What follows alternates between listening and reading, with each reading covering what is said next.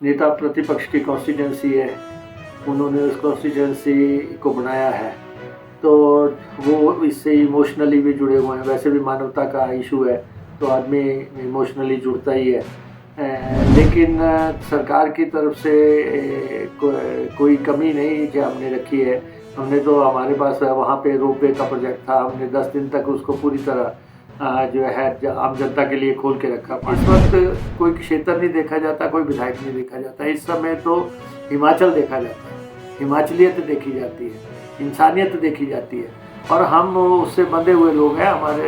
हम आपदा में राजनीति करने वाले लोग नहीं हैं। हमारे से जितना संभव हो पाएगा उतना हम करेंगे। मंडी में भारी भरकम नुकसान हुआ है, इसमें कोई दो राय नहीं है। और ख़ासतौर पे सराज कॉन्स्टिट्यूंसी बहुत बुरी तरह इफ़ेक्ट हुई है और वहाँ डेवलपमेंट को भी नुकसान हुआ है, वहाँ जनता को भी नुकसान हुआ है।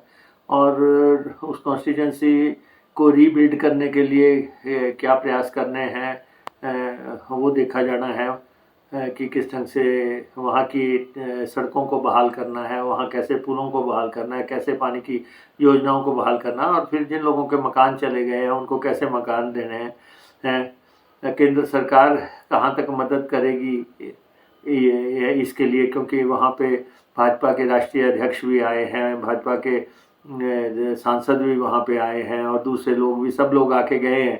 तो कुछ ना कुछ तो वो दिल्ली में पैरवी कर रहे होंगे कि हम देखते हैं। बाकी मुख्यमंत्री जी भी दिल्ली गए हैं, उन्होंने भी, हाथ में भी दिल्ली जा रहा हूँ, तो प्रयास करेंगे कि किसी भी ढंग से जो है ये पैसा मिले और रेस्टोरेशन के वर्क को तेज किया जा सके। नेता विपक्ष कह रहे हैं कि रेस्टोरेशन का नेता प्रतिपक्ष की कॉन्स्टिट्यूंसी है, उन्होंने उस कॉन्स्टिट्यूंसी को बनाया है, तो वो इससे इमोशनली भी जुड़े हुए हैं। वैसे भी मानवता का इशू है तो आदमी इमोशनली जुड़ता ही है। लेकिन सरकार की तरफ से कोई कमी नहीं जो हमने रखी है।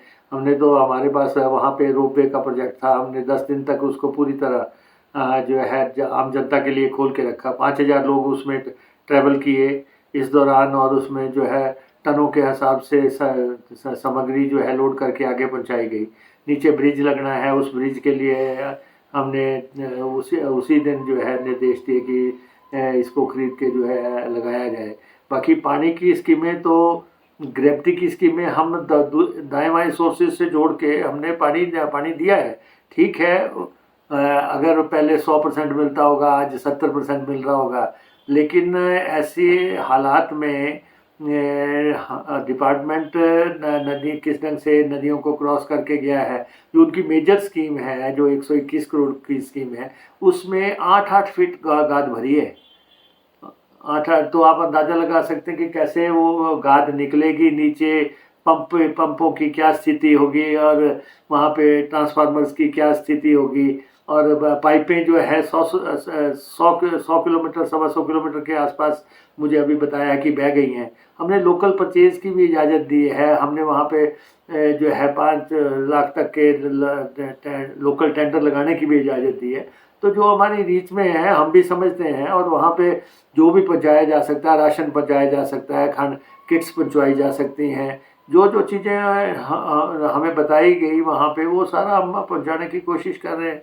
आज भी मैं तो ऊना में जो है हरोली इंडस्ट्रियल एसोसिएशन है, आज 2 ट्रक राशन का वहाँ पे भेजा है, बाल्टियाँ भेजी है, तरपाल भेजी है, मग भेजे हैं। तो जो संभव है ये तो देखिए, इस वक्त कोई क्षेत्र नहीं देखा जाता, कोई विधायक नहीं देखा जाता। इस समय तो हिमाचल देखा जाता है, हिमाचलियत देखी जाती है, इंसानियत देखी जाती है। और हम उससे बंधे हुए लोग हैं। हम आपदा में राजनीति करने वाले लोग नहीं हैं। हमारे से जितना संभव हो पाएगा उतना हम करेंगे।